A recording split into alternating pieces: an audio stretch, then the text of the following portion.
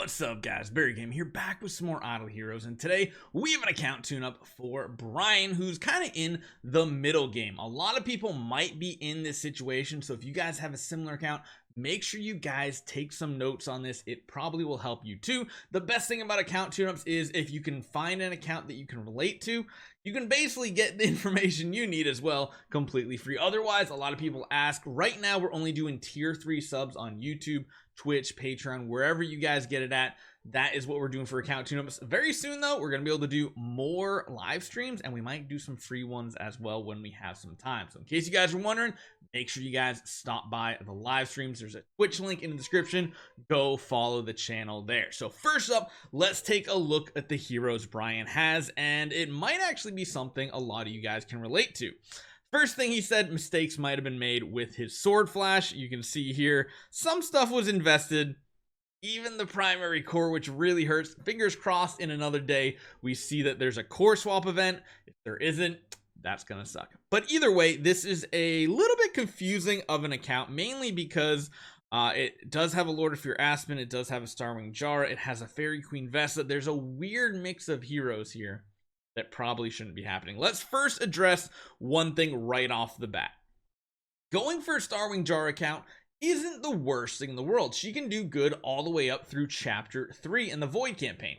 Is she better than Lord of Fear Aspen as your main householder? Probably not, but it is a valid strategy. And when you actually take a look at this hero and see that you've already invested in her, she can still do good. Just remember, once you get outsped by the enemy, things are going to go south very, very quickly. But in the first place, there's one thing that immediately needs to be addressed with. We showed this off on the B series on our main account here too. One thing you'll notice is that it doesn't have the strongest tenant setup. And again, it's not the worst thing going for Sword Flash, but you should absolutely swap that Sword Flash to Phantom Defier Elena. Two reasons. Number one, Elena will be used as a tenant for Lord of Fear Aspen in the future. Number two, she's just a better hero. Let's be honest, Sword Flash is a hero of the past. She used to dominate every game mode. She doesn't any longer. Phantom Defier Elena, however, being a tenant, will actually have sublimation, will have skills, will help your main hero survive. You dodge attacks, get buffs, all those fun things. She is the better hero. So if I had the first suggestion, it would be swap that Sword Flash into a Phantom Defier Elena. Number two, the Queen is perfect right here. I like that there. You picked the correct tenant here, and you picked a good tenant here. The other thing just to note is Sword Flash is a worse tenant because Assassins, as far as Transcendence heroes go, are the worst stat line possible. Phantom Defier Elena should give you more stats for your main hero, and as you guys know, the main hero stats are the main thing you're focusing on. We only have 1.2 million, and that's because, well, some of the power is spread to heroes it shouldn't be currently. Beyond that, we also have some points invested in some other nodes here that should not be.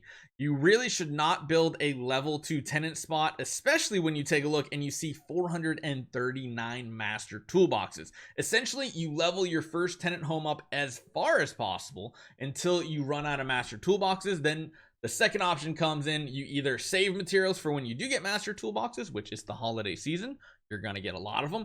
Or number two, you invest up to level 20 on these nodes, because up to level 20, it doesn't cost any, like you can see here, it doesn't cost any of those master toolboxes. So that's like an okay if you have a surplus. But number one issue is you need to make sure all your investment on Cloud Island goes to your main hero. Number two, change this hero out. Phantom Defier Elena is going to help you much more in just about every single game mode.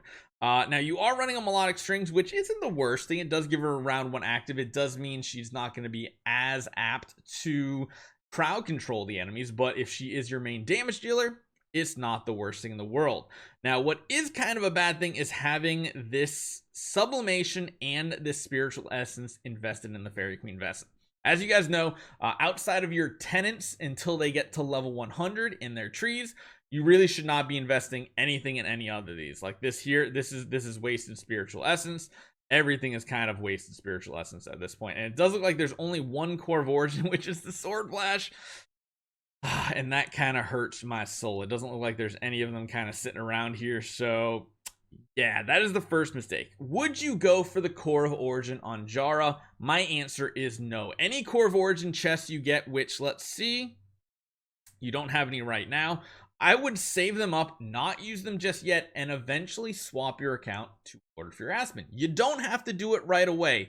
You can keep going with how you have it, because again, you have the tenants correct for the most part. Of course, you swap that Sword Flash over, but everything else looks pretty solid here. As far as artifacts go on this account, let's see, you got a Melodic Strings, you have a Demon Bell there. You got another glittery demon belt. You could probably focus on getting more demon bells in the future when you do come across more chests. As far as resources go, it does look like you're kind of tapped out on heroic scrolls. You might have gone in on this most recent event, although I don't see too many resources. Profit orbs are looking good. Wishing coins, I don't know if you did them this week. Let's see. You did. Okay, so that's fine. You got some bonus rewards. Not the best event to use wishing coins on. You should probably save for better ones, but if they've been burning a hole in your pocket, why not? Profit or event, save up for the next really big one. That will be really awesome for you. It does look like you can still go for more artifacts if you want to, and you're saving up universal crystals so you can buy potentially star spawn cores for your star spawn, because what I did notice over here, if you take a look at the whole list, it's all over the place. Focus on that whale first, get him leveled up. This is also a very big mistake. I would immediately reset this button right here with 1,000 gems. Spirit of Prayer is not one you should be prioritizing. You should be prioritizing number 1, Spirit of Transcendence, number 2, Spirit of Assassin, number 3 and 4. It kind of depends on where you want to go from there. Since you do have a Starwing Jahra as your main hero, I would probably go Spirit of Wisdom to get more control immunity offset. I would potentially invest in this one if you're worried about going up against any type of dodgers, but it's not like the most important thing in the world. The other 2 that are just really good, or rather 3, is Light Spirit, Dark Spirit, and the Shadow Spirit for additional armor break. Those are like my favorites. You can get some percentage attack from the Spirit of Fervor, the Abyss one, but it's not a huge priority right now. As far as progression goes, let's take a look and see how far you have made it here. Vanquisher, not too bad. So you can probably get to Dominator with this. It just depends on if you're still outspeeding the enemy, which going into Dominator, you should be able to. And then beyond that, Seal Land. Looking pretty good. Yeah, no complaints there, really. You're doing pretty solid as far as that goes.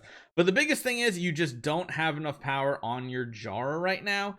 And the other issue is going up against this wave is going to be tricky, because if your main hero is Jahra, she might just get all of her abilities reflected back to your own team. And again, she's not as good of a damage dealer, but if you do make those changes, take the sublimation and spiritual essence off of your Lord of Fear Aspen and your Fairy Queen Vesta, invest it into your Scarlet Queen Halora, change your Sword Flash over to a Phantom Fire Elena, invest in her too. You might get some more progress, because you do have a lot of heroes. Usually you should be able to get through chapter 1 honestly at 2 or 3 Transcendence heroes. So it's just focusing on better usage of your power that you have, because you have plenty of power. You have a really solid copy here, B+ attack. So you got what you need. You just need to fix a few things to really progress. Hopefully you guys enjoy this one. Brian, if you have any other questions, hit me up on Discord. If you guys want an account tune-up, hit that tier 3 sub button here on YouTube if it's available, Twitch or Patreon. We'll get you in tune-up. Hopefully you guys enjoy this one. I'll see you guys next time.